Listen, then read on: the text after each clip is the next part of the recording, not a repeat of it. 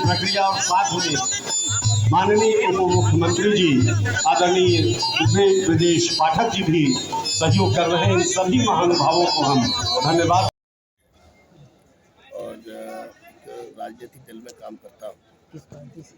मैं अब कहूँगा तो ठीक नहीं, ब्राह्मण सम्मेलन कार्यक्रम है, ये सब ठीक नहीं है। राजनीतिक पार्टी दर्शाना, यहाँ पे कोई दल है, यहाँ पे सब ब्राह्मण समाज के लोग हैं, या तो सिर्फ एक ही दिल है बस। कुल मिला करके सब लोग एक हैं, दल अलग हो सकता है, लेकिन हम लोगों की जो भावनाएं हैं, हम लोगों का जो उद्देश्य है वो सब एक है। और यहाँ दर्शाना कुछ नहीं चाहते हैं। देखिए, हम लोग आपको देखने को मिलता होगा कि आए दिन बहुत सारे राजनीतिक या फिर जातिगत जो यहाँ पे बहुत सारे धरना प्रदर्शन से लेकर के बहुत सारे कार्यक्रम होते हैं, लेकिन ब्राह्मण समाज के कार्यक्रम आपको कहीं कहीं देखने कभी कभी मिलते हैं। ये एक उदाहरण है। तो आदरणीय राजेंद्र नाथ त्रिपाठी जी जो यहाँ कार्यक्रम के इसके अखिल भारतीय ब्राह्मण महासभा के राष्ट्रीय अध्यक्ष जी भी हैं और कार्यक्रम के आयोजक भी हैं, उनके सब वो समस्त उनकी टीम पूरा जोर शोर करके बड़ी मेहनत, कड़ी मेहनत के साथ उन्होंने ये सब किया है कि हिंदुस्तान की विभिन्न जो संगठन है ब्राह्मण समाज के, उनको एक मंच पे लाके एक मंच के नीचे खड़ा करने का काम किया। उसके लिए उनको बहुत बधाई। और चूँकि ब्राह्मण समाज उपेक्षित कभी था, न है, न रहेगा, लेकिन सिर्फ इतना है कि जो लोग ब्राह्मण समाज, जो दल हों या फिर जो कुछ खास लोग हों, कुछ लोग, चंद लोग, जो लोग ब्राह्मण समाज की उपेक्षा करने का काम करते हैं, तो ब्राह्मण समाज की उपेक्षा करने के बाद आप अपने आप को सुरक्षित तरीके से रह पाएँ या फिर इस देश में, देश को 21वीं सदी का देश बनाने का प्रयास करें, तो ये संभव नहीं है। नेता तो करते ही हैं। हाँ, वही उन्हीं की बात कर रहा हूँ। नेता भी हैं, आप हमको जानते हैं। मैं खूब अच्छी तरह जानता हूँ, लेकिन चूंकि ये सामाजिक कार्यक्रम है हम लोगों का, तो यहाँ मैं किसी भी व्यक्ति विशेष पर टिप्पणी करना नहीं चाहता। सब लोग जानते हैं, आप लोग भली भांति जानते हैं, कुछ छुपा नहीं है आप लोगों से। बहुत अच्छे से आप लोग जानते हैं कि क्या इनकी स्थिति मनोदशा है। राजनीतिक लोग अपनी रोटियां सेकने के लिए एक जाति विशेष को टारगेट करके ये सब करना, ये मैं नहीं समझता कि ये सब ठीक है। ठीक है, किसी भी समाज पर, और हम चाहे तो हम लोग बहुत नॉन स्टॉप बोल सकते हैं उठपटांग, हमें सब जनकुंडलियाँ मालूम है कौन कितने पानी में है, लेकिन हमारा ये अधिकार नहीं। ब्राह्मण समाज ने हमेशा दूसरों को दिशा और दशा देने का काम किया है। ब्राह्मण समाज किसी भी जाति, वर्ग, मजहब का आलोचक नहीं रहा। उनको हमेशा आगे बढ़ाने, ब्राह्मण कभी अपने लिए जिया ही नहीं, ब्राह्मण हमेशा दूसरों के लिए जिया है।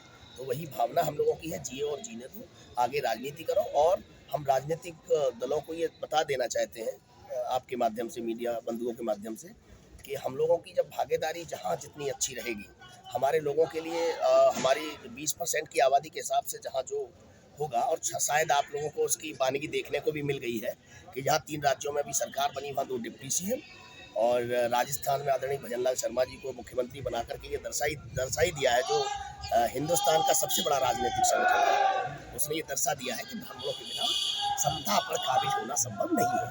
ये सवाल। Thank you. वर्षों से संघर्षरत है, ब्राह्मणों का अग्रदूत बन के देश में कहीं भी ब्राह्मणों के खिलाफ कोई भी अत्याचार होता है, कोई भी अनीति होती है, ये संगठन वहाँ सदा खड़ा पाया जाता है। और क्यों पाया जाता है? क्योंकि इससे राष्ट्रीय अध्यक्ष हमारे आदरणीय बड़े भाई राजेंद्र त्रिपाठी जी ने महाकुंभ आयोजित करने की कोई न कोई तो कारण होगा। हालांकि चर्चा का विषय आप तक पहुंच चुका है, आप सबको ज्ञात है, किंतु इसके बावजूद हम चाहेंगे कि और भी जो निमित्त मंतव्य निहित हैं आज के इस आयोजन में, वो सब आप तक पहुंचाने के लिए कृपया माइक पर आए राजेंद्र भैया।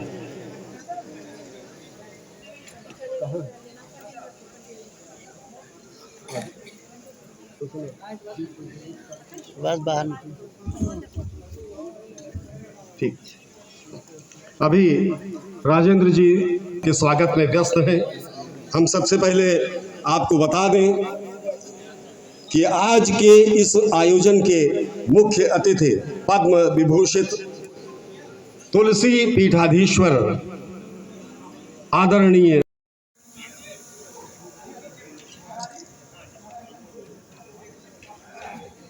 तो मैंने भगवान से भी कह दिया है कि मुझे आँख कभी नहीं चाहिए और मोक्ष भी नहीं चाहिए, बार बार भारत में जन्म चाहिए, वो भी वशिष्ठ कुल वशिष्ठ श्री राम चाहिए।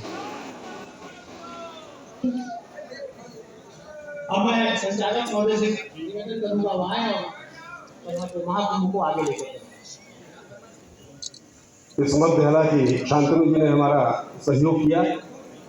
इस बीच पधारे महानुभावों का उन्होंने स्वागत कर लिया। आदरणीय उप मुख्यमंत्री जी, आदरणीय रामभद्राचार्य जी का संदेश चल रहा था। आप सबसे आग्रह करता हूं कि अपनी करतल ध्वनि के जरिए उन सब का यहाँ एक बार पुनः स्वागत करें। ये तालियां इतनी जोर से बजनी चाहिए कि बाहर तक आवाज जाए।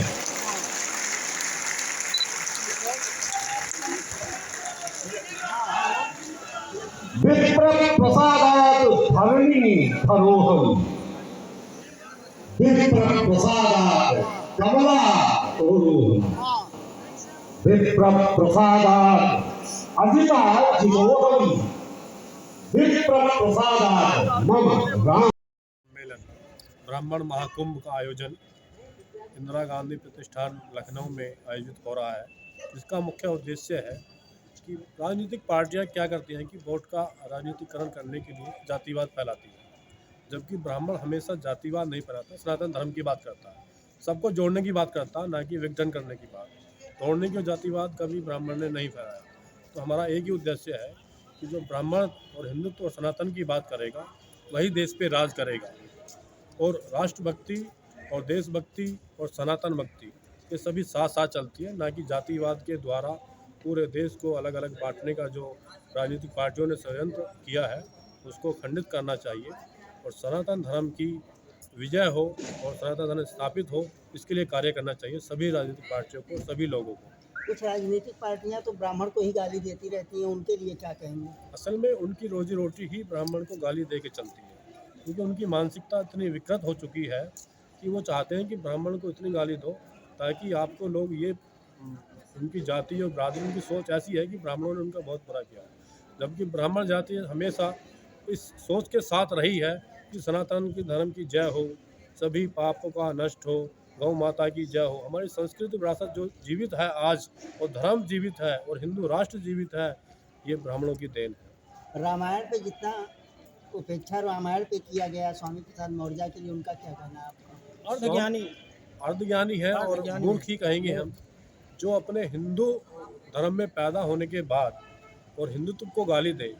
कभी आपने ऐसा व्यक्ति देखा किसी उसमें और कास्ट में या बिरादरी में या धर्म में जो अपने धर्म का होते हुए अपने धर्म को गाली दे? ऐसे मूर्ख व्यक्ति के लिए कुछ कहना एक तरह के वो ही रहेगा, कुछ ना कहा जाए तो ही ठीक है। देखो, हम कहाँ से आए हैं? नाम हम रमाकांत द्विवेदी नोएडा से आए हैं, प्रयागराज के रहने वाले हैं, और हम यही कहेंगे कि जो हमें वोट बैंक ब्राह्मण समाज को वोट बैंक में नहीं यूज किया जाए। जो हमारे हित की बात करेगा उसी पर राज करेगा, हम उसी का क्या कहते हैं वो करेंगे।